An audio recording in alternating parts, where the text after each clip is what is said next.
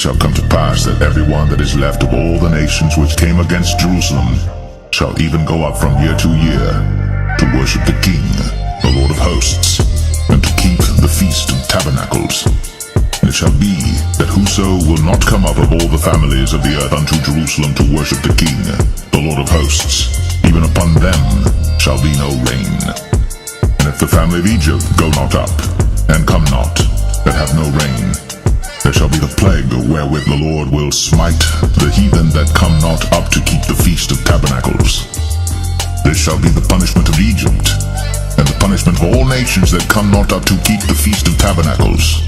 In that day shall there be upon the bells of the horses holiness unto the Lord, and the pots in the Lord's house shall be like the bowls before the altar.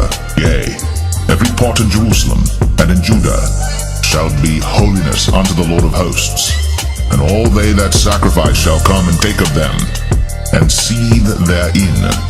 And in that day there shall be no more the Canaanite in the house of the Lord of hosts.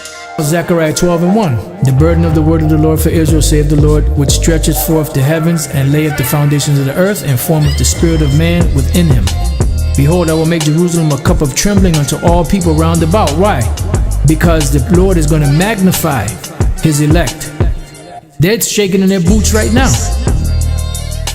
because they see in this great spiritual army of the Lord being raised up. And all we're doing is teaching, reading the Bible, and they get nervous.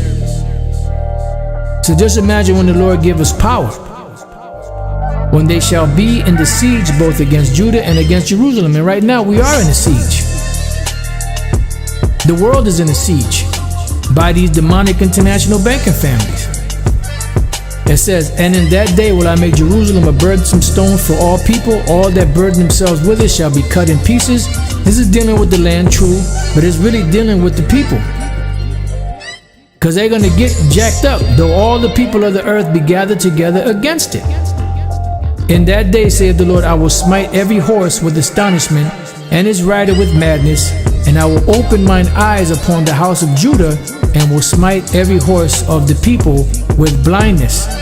Right. So they're not going to be able to come against anything that we do. The Lord is going to cut them off. Let's talk about the people that come against Jake. No weapon that is formed against thee shall prosper. There's nothing that they're going to be able to do. And the governors of Judah shall say in their heart, the inhabitants of Jerusalem shall be my strength, and the Lord of hosts their power. Why? Because the Lord is bringing back the two houses together, the house of Judah and the house of Jerusalem, the southern kingdom and the northern kingdom, the tabernacles of David, and the Lord our power, Yahweh, by Hashem Yahushai. That's going to be our power. In that day will I make the governors of Judah like an hearth of fire among the wood. And what does a hearth of fire do among the wood? It kindles in it. You know, High Priest Ariah used to get into it. It kindles. It says, and like a torch of fire in a sheaf. Right, and you can read about this also in Obadiah.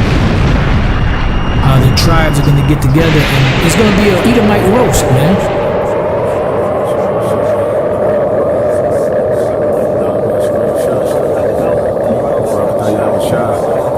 Yahweh,